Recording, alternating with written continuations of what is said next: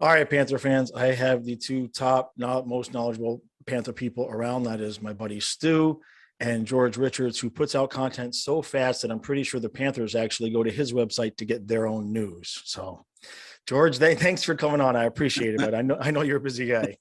Hey, thanks a bunch. How you doing? Okay, I'll tell you, anybody that can get content out faster than I do, you get props. You get props. FloridaHockeyNow.com. Yeah, exactly. Check her out. Yeah, and also check out the new YouTube channel that you got going there, giving out. Yeah, thank you. Yeah, the YouTube channel. Yeah, you just gotta make those videos a little longer. No, yeah, well, that's not what they say at YouTube school. The shorter, the better is what they tell us. Yeah, hey, look, anywhere where the shorter, the better is a good thing. I'm 5'6", so I'll take anything where the shorter is the better. There you go. Yeah. So, all right. So, Stu and I pretty much have kind of the same kind of list. So I think we'll start off with, is it Julevi? Is that how you pronounce the kid's name? I'll tell you what, I'm just looking at it as how I'm spelling it. We haven't met the kid yet. Right. So, yeah, I mean, this is how I'm going, I'm using how I'm going to spell it. So, we'll just call him it's probably Uo Levy or yeah, it's probably Uo Levy. Right. We'll just call him Oli 2.0. Yeah. Oli Jr. Right, yeah. Right. Well, what have you personally heard about him, and what did you think about what we gave up for him there as well? Go ahead. Oh no, I'm sorry. Listen, I think it was just this is another one of those no risk moves. The Panthers had already waived Noah Juleson. Right. He was going to play in Charlotte. So, they obviously had, they want to see Noel Juleson play. I mean, that's why Montreal waived him last training camp. He obviously is still a little messed up from that injury. He took a puck off the face, had been dealing with headaches. It has rarely played at all in the last 2-3 years. Right, he needs to play. He said that to us. We're like, he goes, I don't care if it's with the Florida Panthers. I don't care if it's in Anchorage, Alaska. I just want to play hockey this year. Right. So I don't think he was upset that he went to Charlotte, but he just needed to play. So anyway, so you already waived him. Juho Lammikko, I think, was the big one because he is obviously a jack of all trades kind of guy. But in the bottom six, mm-hmm. They were going to waive him as well, and they were going to lose him, just like Vancouver was going to waive Oli and probably lose him. Florida was going to lose Lammikko. So this was just basically a swap of, waived players. I think Juho's going to do great in Vancouver. He's going to play a bottom four role like he did here. He's a heck of a penalty killer. He's a heck of a defensive forward. If he could ever just get the scoring a little bit going, he's a good little player, tough kid. I really like him. But again, he had two guys, I guess, in front of him, and the Panthers were going to waive him anyway. So you're getting a no-risk deal. If this Oli kid works out, great. And if 2 weeks you haven't seen anything from him, you put him on waivers and you see if you can slip him through. Right. Yeah, I mean, and Louis Starnen's played so well this camp that you just knew that he was going to get the job, that he was going to get one of those spots. Louis Starnen, he's really stood out. Luosterainen. Is it Luosterainen? Well, I'm saying it like it's spelled. That's how I'm safe. Yeah, that's how I say everything. I say it all like how I spell it. So I don't spell it. That's why it was always Nick Bajugstad, Bajug. Look, Bajugstad. For me, I end up giving everybody nicknames because I can practice saying the guy's names 100 times, and then when I get on the camera, I fumble it 3 or 4 times. I'm like, screw it, we're gonna call him Pancakes. That's his name now. That's it. Yeah. Just a point of fact, guys. So this was the Austin Matthews draft, 2013. So it was Matthews, Patrick Laine, Pierre-Luc Dubois, Jesse Pallaveri from Edmonton. Then this kid, Julevi. Then Matthew Tkachuk, Clayton Keller, Alexander Nyla, Mikhail Sergachev. And then 14th in that draft was Charlie McAvoy. 16 was Chikrin. Right. So obviously, he was rated high up there. Well, he wasn't. He was overdrafted, and even then, Vancouver reached. I mean, this kid was figured to be in the low teens, high teens, and they picked him 5th overall. It was a reach pick from the start. If this happened in Arizona, nobody would even care, but it was Vancouver. So that kid heard it. Just like Sam Bennett. Everybody in Calgary, this guy was the 4th overall pick, and he's playing on the. When he got traded to Florida, nobody in Florida cared where Calgary drafted him. Exactly. Nobody cares where Julevi was drafted by Vancouver. That's not Florida's problem. So he's getting a fresh start here. If he can get his game together, good for the Panthers. If not, it's, another Noel Juleson thing, who was a waiver pickup. Basically, this is a waiver pickup trade. Right. Gotcha. All right. Well, Eric and I were talking, the big problem, and it's a good problem to have, it was just, we just loaded with talent. Yeah. I liked Lamico too. I thought he was really good in the corners, but, you need to score goals. Yeah, I mean, you're looking at Ryan Lomberg would have to go, or Mason Marchment. You knew that wasn't going to happen. So there you are. And that brings me to the next question for Stu and I both. Now, when we signed Thornton, my biggest question was where. Now Achari getting hurt, that kind of helped figure out the where for him. I know you're around the guys and everything, but for me as a fan, for Stu, kind of the same way, we kind of feel like Lomberg earned a job this camp, and then Thornton kind of didn't. And for me, I'm old school. I'm like, as soon as Lomberg scored that overtime goal in the playoffs, he deserved to be in the opening night lineup the next year. You know what I mean? What's your sense around that? Because when I'm watching him on the ice, it to me, it shouldn't be close. It should be Lomberg out there. Well, I mean, you're looking at you've got a Hall of Fame guy in Jumbo Joe Thornton, and Ryan Lomberg, who didn't play for the first 2 months of last season and really came on in the last month plus playoffs. Right. Ryan Lomberg's a spark plug. Bill Zito told us that when the Panthers signed him as a free agent. I think Bill's quote was, "Panther fans are going to love this guy. All he does is he plays all out all the time." But Joe Thornton is the guy who can score. He's a guy who you can play like they did the other night up on the top line center. You can play him second line wing, third line wing, You can play Joe Thornton anywhere in that lineup. You can't do that with Ryan Lomberg. Ryan Lomberg is not going to play 82 games. Right. And neither is Joe Thornton. Any team in the league would jump at getting Joe Thornton just because of what he brings off the ice. And on the ice, he can still bring it a little bit. So, that's my let's not forget, he started last season up in the top 6 with Toronto. As loaded as Toronto was, he was a top 6 guy in Toronto when that season started. And he's cool with being the 4th line winger. And that's look at that 4th line for Florida. Not bad. I know. It is. I mean, when you got Duclair in your 4th line, it says something. I'm curious because now you were there with practices and everything when Yager was there and everything, correct? Or was that during your break time? You were there? No. I was there for all Yags. Right. So I guess the comparison, I mean, because we're only seeing like 20 seconds on the ice when we watch it on TV. When you're watching Thornton on the ice, he's still a legit NHL player. He hasn't lost so much to where he should maybe sit. He looks faster than Yags did. Okay.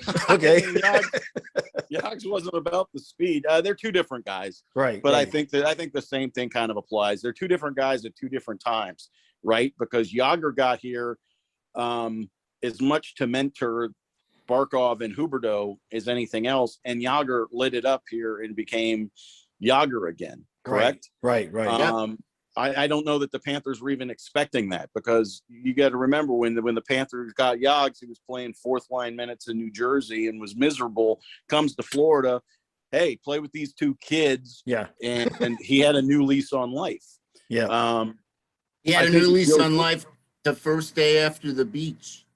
Yeah, and now you've got Joe Thornton here, and he just wants to keep playing. And last year was kind of a weird year with the COVID, and he went to Toronto, and it really wasn't a fit.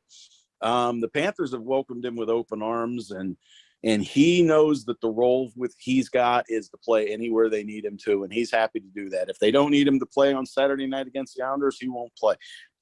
Whatever the Panthers want him to do, he's going to do. And every player on that team just absolutely loves having him around. He's a phenomenal guy just to talk to. And the hockey sense, his hockey IQ is off the charts. Anytime you can add a guy like that, you do it. Okay. Because he really, whose job did he take? You're going to take Joe Thornton or Juho Lammikko, because that's what happened. Right. Yeah, no, that part I agree with. I have a sweet spot for Lomberg with overtime. You can get Lammikko back next year. You can get a Lammikko. Joe Thornton, Hall of Fame guy. Yeah, you sign him. Gotcha. Well, you touched upon a very important point, that the intangible is what he brings to the locker room. And we only have a couple of players that have Stanley Cup experience and the type of leadership that Thornton brings. I guess we'll just have to see, again, new team, getting used to everybody in the system. So look at how Patrick Hornquist changed things around. Right. No, that's a good point. That's a good point. I mean, he actually, he had the numbers to back it up when the season was over with, but nobody was sure what Patrick Hornquist was going to do with the Panthers statistically last year coming in here. Right. There's a reason Pittsburgh's getting rid of him. There's a reason that Pittsburgh's selling Hornquist. And maybe we saw it later in the year.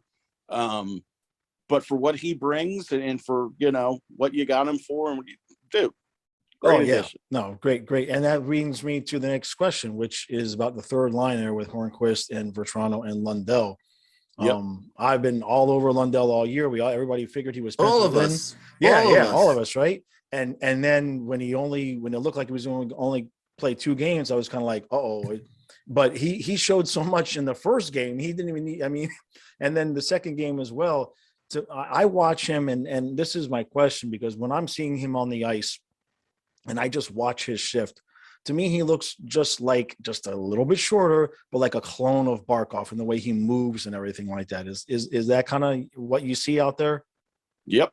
And that's what the Panthers saw too, when they drafted him. I mean, I've been doing this a long time, and whoever you draft, we can't believe he was there when we drafted him. We can't believe he fell to it. We had him. If you're drafting 28, we had him in the top 15. If you drafted top 20, we had him number 1. And Lundell, that was the truth. The Panthers thought he was going to go 7, 8, 9. They end up getting him at 12. They were thrilled. And they weren't going to rush him. They were, I was like, hey, Bill, you could bring him. He goes, yeah, we could bring him over, but why? I mean, we're in the middle of a COVID. Let him play in Finland, let him play at home, and then get here, when things get back to normal. Right. And think, this kid, nothing seems to bother him. Again, like Spencer Knight, very mature, very solid. He's got all the tools. And he idolizes Sasha Barkov. He is the day he was drafted, we were like, the Panthers just got their future number 2 center. That's the guy. Yeah. And I think he's staying at Barkov's house like Ekblad did with Mitchell. So that's a good thing. That's a good thing. Yep. And maybe those habits will rub off. Ekblad became a fisherman because of Willie Mitchell, and I guess Lundell will become an inline skater or whatever. Yeah. Well, my biggest worry with Lundell is him putting too much pressure on himself, because he knows, the expectations. I don't see that from him at all. He's just like Barkov, very quiet, very just doing what I do, and he likes his line mates. And, I asked him Saturday night, I was like, hey, would you like to stay with those guys? Oh, it's up to the coach, but I like playing with those guys, that kind of thing, And the one thing, very reserved. The one thing that I think it will help is going to take some of the pressure, the PK pressure off of Barkov, because when I saw Lundell out there, he's just skating all over the place. Wherever the puck is going, Lundell is like right to the puck carrier. And I was just like, I was drooling at the TV. I can't believe what I'm watching. That's going to keep Barkov so much fresher. Yeah. And I said the same thing to Goldie up in the press box. I was like, because first power penalty kill came out and there's Lundell where Barkov usually is. And I was like, if you can swap out Lundell for Barkov in the penalty kill, that's beautiful. I'm glad I saw the same thing on TV.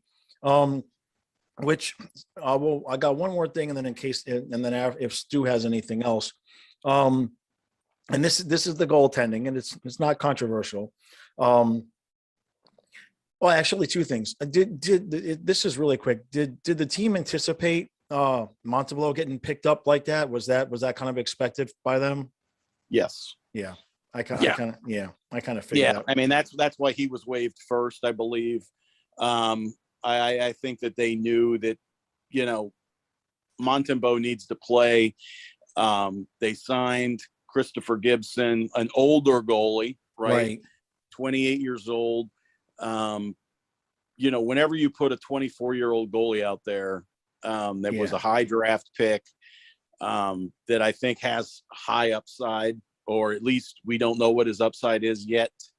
You had to figure somebody was going to take him. I was thinking Buffalo, but none of us knew about what was going on in Montreal at the time. So right. So Montreal was a little bit of a surprise until now we know why. Right. And we'll see. Well, Buffalo took Levy, so I wasn't thinking that. Oh yeah, it's a good point. It's amazing how we went I'm just saying that the Buffalo really doesn't have a whole lot of goal. They're starting Andy. He's he was coaching little league baseball in Parkland a year ago. So Andy's now in Buffalo. And God bless him. Nobody loves Andy more than I do, and good for Craig Anderson for getting one more kick at the can here, and he'll do just fine.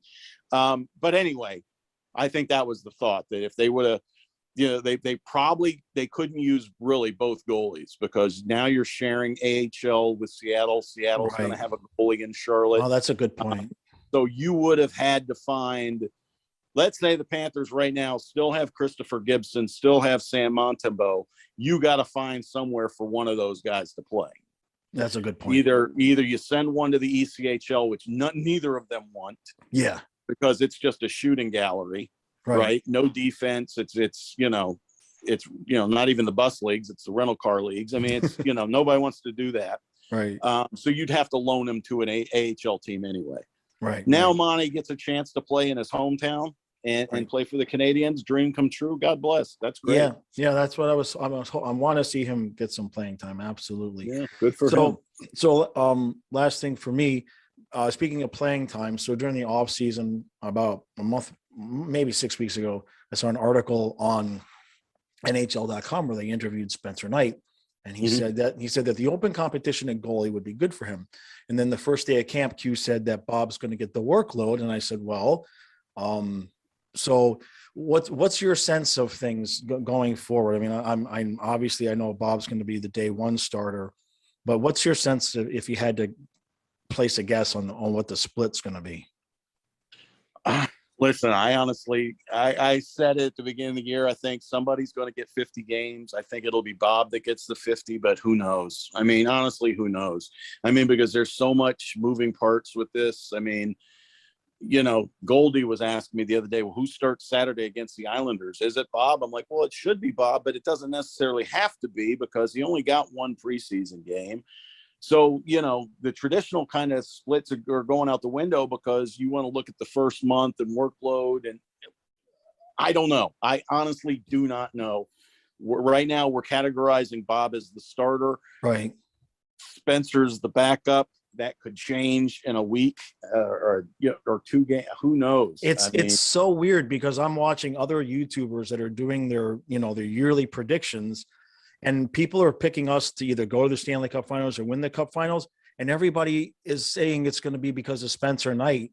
And I'm over here like scratching my head, like, when exactly is that transition going to happen? Because we have somebody else right now. You know what I mean? Yeah. Yeah. So well, I mean, it's Bob. This is a great opportunity for Sergei Bobrovsky to prove that the last couple of years were flukish, right, or whatever.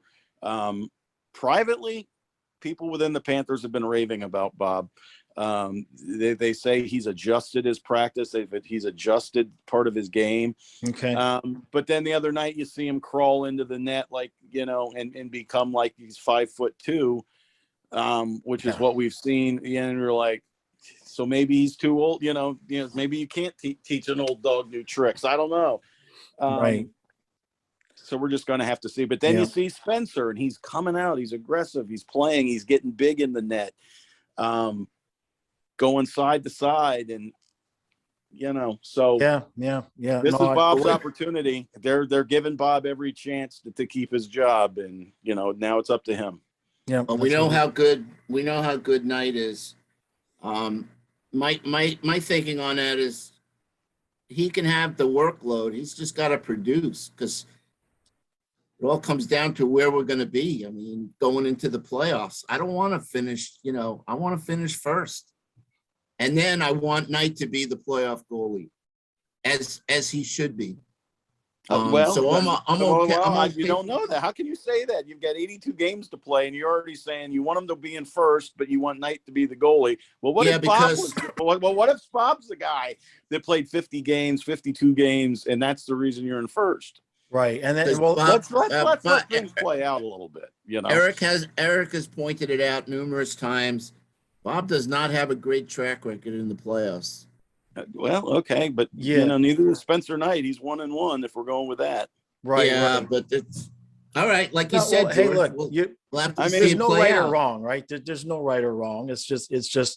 I did a video over the offseason about Bob, and what I found was that in the seasons after he had not that many games, like 40 games, like last year, the following season he's done really, really exceptionally well in a regular season, and then exceptionally poorly in that season's playoffs. So that's my concern, is that he could light it up during the regular season and okay, he's our playoff goalie.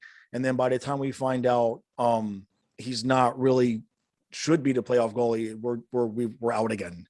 I understand. Listen, I understand where you guys are coming from. But let's just let this thing play out and see where it goes. Yep. Because again, Bob has never been pushed for the starting job in his career. Even when Driegs was here, in the back of everybody's mind, Driegs was a guy that got cut loose by Ottawa, who was about to become a free agent and was leaving anyway. Now you've got Spencer Knight, the 20-year-old kid who ain't going anywhere. Mm-hmm. Spencer Knight will be here long after Bob is gone, pushing him. And I think this is the first time since Bob was in Philadelphia that he's been pushed. That's a good point. That's really a really good point. We'll see how he reacts to it. Yep. I said the same thing last week. We did a video, and competition's good. He's got the new baby now. He's obviously been here a couple of years to be settled in. Sure. I mean, Florida is definitely the place to be, but I want to go into the playoffs strong. I don't want to back in. I want, everybody to see a division winner and then a conference winner. I tweeted this morning, nothing would please me more than to see an Avalanche Panther rematch from 96, 25th anniversary of, the finals. Yeah, just with a different ending this time. Like you said, George, it's a long season. Obviously, we waited and waited and waited, and Thursday night came on. Yep, so, game on. Yeah, kick all her right. off. George, we really appreciate. Go ahead. Did you see Butchergross?